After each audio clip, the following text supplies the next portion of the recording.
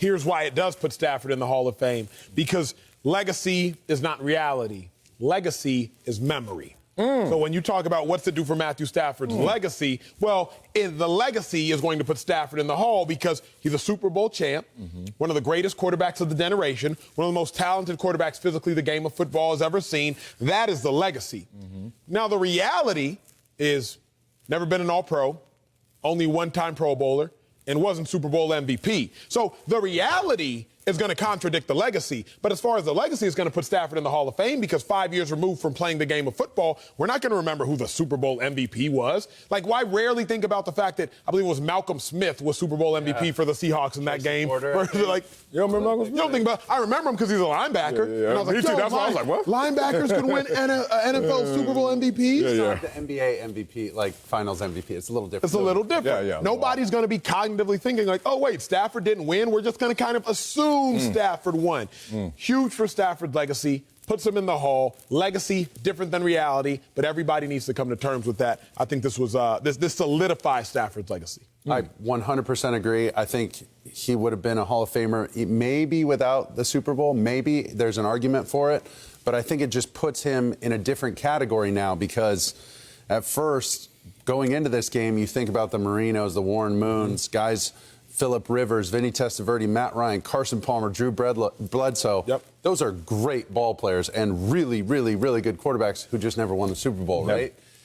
And that's okay. That's not a crime or anything, but dang, like if they would have won, that might have propelled any of those guys in. Of course. I think this solidifies and validates everything he's been through in Detroit. Everything his career now speaks for. 50,000 yards passing. I mean, it's a no-brainer now. I think he's in the Hall of Fame easy. Yeah, for me, more than solidify, validate, it makes you look at his resume and start to highlight how you were sleeping on Matthew Stafford. So it's really not how great Matthew Stafford is now. It's how you got to check yourself because you didn't recognize greatness even in Detroit. I mean, he was the great student at the bad school. And that we just got caught up in what the school was and not really going through the details of finding out how great he was.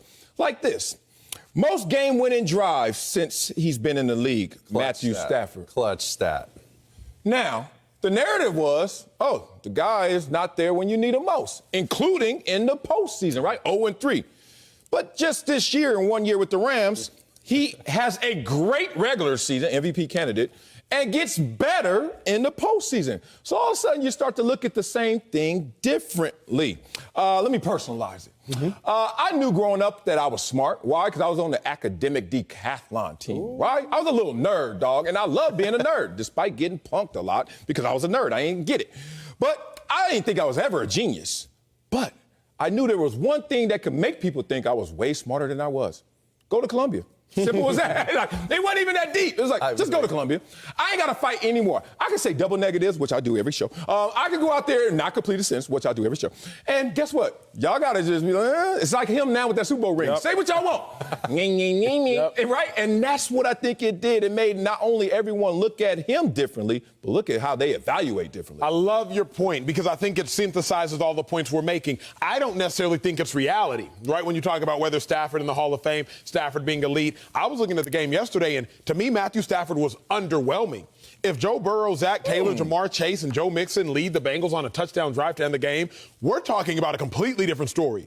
We're talking about how helpless Matthew Stafford is without Odell Beckham. That's what we're talking about. Great point. We're talking about the fact that Matthew Stafford threw 1 touchdown and 2 interceptions without Odell Beckham. We're talking about the fact that Matthew Stafford on the day had a significantly lower passer rating than Joe Burrow. We're talking about how Matthew Stafford's completion percentage, atrocious. Matthew Stafford touchdown-interception ratio, atrocious. Matthew Stafford passer rating, atrocious. Matthew Stafford's passing yards, relatively atrocious without Odell Beckham. That's what we're talking about. But because Matthew Stafford, like Marcellus Wiley, can say, I went to Columbia, Matthew Stafford can say, I won a Super Bowl. Ain't nobody talking about nothing. It's just, he won. He won. That's what it comes down to. Got the job done. All you were talking about in the segment before I got here was Bengals. Like, don't let this happen. Get the job done. Finish it. Whatever it takes. Whatever it takes. And he did it. He's that kind of guy as a person. Whatever it takes, he'll get the job done. I think that's why the players love him. But 7 for 11 on that last drive, 57 yards. Like, did you see the ball he threw up the sideline to Henderson? Yeah. Are you kidding me? That's a 6'5" D end in front of him, and he layered that ball over him, who covers so much grass, and then the safety's coming over to take that guy's head off. Like, Matt made some incredible throws. The en route to Cooper Kupp. Cooper Kupp, the no-looker joint. Yeah, that was phenomenal. Dude. A signature no-look. So whatever it takes, he got it done. That's why the guys love him. I'm happy for him. Yeah. I'm glad you brought up the no-look pass because So I'm going to take you sweet. guys. It was insane, but I'm not going to lie. I already had been hip to Matthew Stafford's greatness before I think it was advertised to the national Now it's audience. popular. Now it's cool. Now it's cool. You know, it's the show that, like, you didn't catch when it was on, and then all of a sudden Netflix has got it, and all of a sudden you're like, oh, this show's amazing. I'm like, I already saw it. I saw it when it was on USA. What the hell are you talking about? Been on that. Yeah, been on that show, right? My boy, Dennis Northcutt, Dino, hit me up in 2011, and that's my dog, man, from LA. And he hit me up, he's like, let me just tell you something. Matthew Stafford is silly. I was like, now, we don't go to silly. Like in football, we say somebody fast, and then we say, no, he blurry. When you silly, I was like that? He was like, I've never seen it like this before. Trust me. And this is in training camp. After his first practice, I remember him, I'm like, really? He was like, it is next level. But it wasn't properly advertised. The no-look pass we saw in the Super Bowl was millions of people not looking at Detroit for many a years when Matthew Stafford used to throw off-angle passes all the time. Throw no-lookers. And it's just going to be crazy how we got to dust off his resume and dust off his record because he's been doing this stuff before. Here's what's crazy, and I think these are the nuances of the conversation. As we listen to it, I'm the least loud. Double negative. I am the least loud. You're going to get away with that in Texas. To the Matthew Stafford praise. What? Sanchez might be the loudest here in the middle. Here's the thing.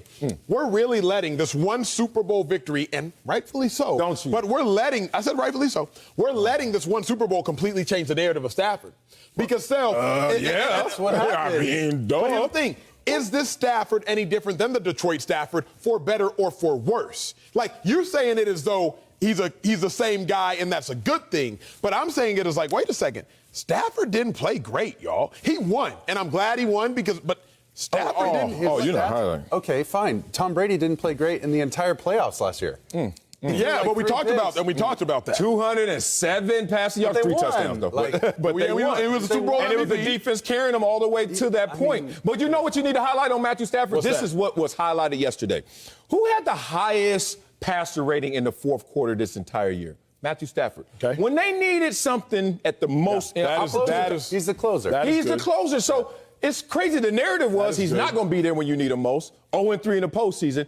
Who led the league in passer rating in the fourth quarter? And who showed up yesterday to the point, let's juxtapose that to, Joe Burrow had the narrative that he is cool Joe.